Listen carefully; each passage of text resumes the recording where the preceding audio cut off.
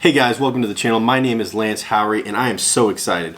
Today we are going to be unboxing the iPhone SE from Apple. This is the product red version and I just love unboxings. I love technology, and so we're going to get after it here and see what this product has to offer. Let's go.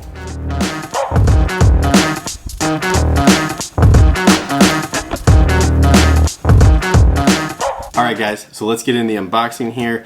We have the iPhone SE and I am just love the way Apple does their products. It's just amazing. It is just so much fun to get into an Apple product.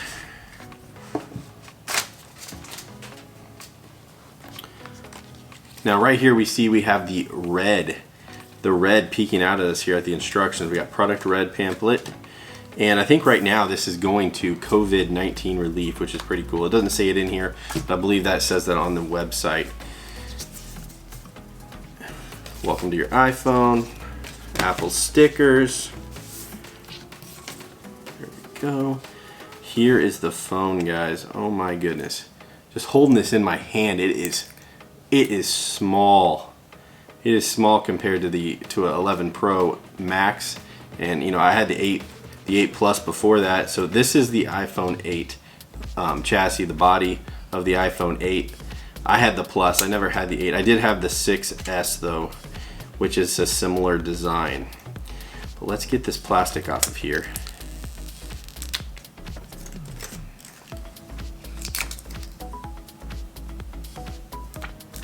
Just satisfaction. Alright, so in here, put this down for a second, get to the phone. But we got the headphones and we got charging cable. It comes with a small brick. You're not going to get the fast watt. You can do fast watt charging. Unfortunately, the thing that I don't like that Apple doesn't do anymore is that they give you the headphones that have the lightning cable like built into them, but I would rather have the lightning dongle so I can use other headphones that I have. And so it definitely does not have a port for headphones. They did not bring that back, but we'll talk about that here in a second. Some people have been waiting for this phone for years. An update to the original SE, which had the body of an iPhone 5S and the internals of an iPhone 6S. The original SE launched back in March of 2016. The iPhone 6S launched in September of 2015. If we go back one more year, we find the iPhone 6, which launched in September of 2014. I bring all this up because, ironically enough, that is when this design was introduced, 2014. That is nuts. Yes, the new iPhone SE has the body of an iPhone 8, which came out in 2017, but the original design was introduced in 2014 in the iPhone 6. That is 6 years ago. I feel like Apple may be one of the only phone manufacturers that could pull that off. To give us a design that took its cues from a 6-year-old phone and actually make us excited.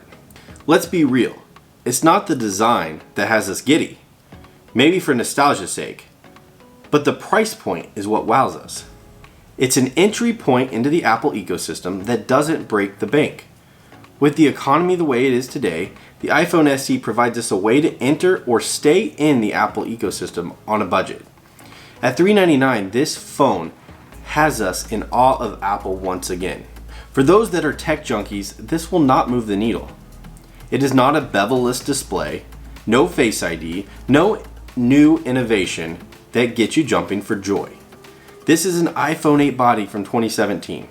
However, the real story is on the inside. The iPhone SE stole its chip from the current iPhone 11 Pro. This iPhone packs the A13 Bionic chip in it. To me, that was unexpected at a $399 price point. It has a 12 megapixel wide camera from the iPhone 11 Pro, but doesn't have the ultra wide or the telephoto lens. So you're only getting one camera on the back of the iPhone SE. The front camera is only 7 megapixels, so I'm a little disappointed in that choice, but for $399, you have to cut somewhere. I'm not sure if the rear camera will perform as well as the iPhone's Pro camera. Time will tell with that. It does have portrait mode, however, which is a welcome feature. Let's talk video recording, because that's one of the features I bought the phone for. I will be doing a series of videos, can you start a YouTube channel with an iPhone SE? So the iPhone SE does have 4K, which is amazing. Now I'm not saying that the 4K on it is amazing, but the fact that it even has 4K is awesome. It can record 24, 30, and 60 frames per second at 4K. It can record 30 and 60 at 1080p, and it can also record 30 and 60 at 720p, as well as having slow-mo 120 and 240 frames per second at 1080p. And even though the iPhone SE has one camera, I think it can pack a punch. We will definitely be exploring that over the course of the next few weeks. A few other things to highlight: it has wireless charging. I was hoping for wireless charging. It's one of my preferred methods of charging my phone, unless I'm in an absolute hurry, and they delivered. And so I'm glad that it has wireless charging. For some, the biggest draw may be Touch ID. I know some people just don't like Face ID. And the thought of losing their Touch ID is unfathomable. Truly, I hope the future flagship iPhones have Touch ID back on the screen somehow. That would be so cool. But I'm not holding my breath. Apple doesn't usually revive things they've abandoned. And speaking of things they've abandoned, the headphone jack is not, I repeat, not in the iPhone SE. So if you want to use those wonderful wired headphones, you will have to get a dongle. So a couple questions I think you might have. Should I buy the iPhone 11? The price difference is only $300 compared to the iPhone SE. I think that comes down to what phone you have now and what you're looking for. If you want an iPhone that has Touch ID and with the fastest chip at a great price, then the iPhone SE is for you. If you're wanting a much bigger phone, the iPhone 11 is a must, which is still a great buy at $700. Another question might be, what configuration do I recommend? And if you're grabbing the iPhone SE, I would do the 128GB for $449. It is worth the extra $50 to future-proof your storage, especially if you take a lot of photos of adorable babies like my wife does. I would recommend that same bump on the iPhone 11. At $749 for 128GB, the iPhone 11 is a great buy. Now, let's jump into my final thoughts. The iPhone SE is a great phone. Apple managed to take design from 6 years ago, a body from 3 years ago in the iPhone 8, throw in internals from current phones, and create a phone at $399 that wows us. It's going to be fast. It's going to be a heck of an upgrade for a lot of people. If you have an iPhone 6, 6S, an iPhone 7, or iPhone 8, this phone would be a great upgrade. Even though the iPhone 8 has the same body, you're going to be getting an upgrade on the internal parts that make the phone fast and make the phone last for years to come. And so, it's a great buy. Is it for everyone? No, it's not. That's not what Apple made this for.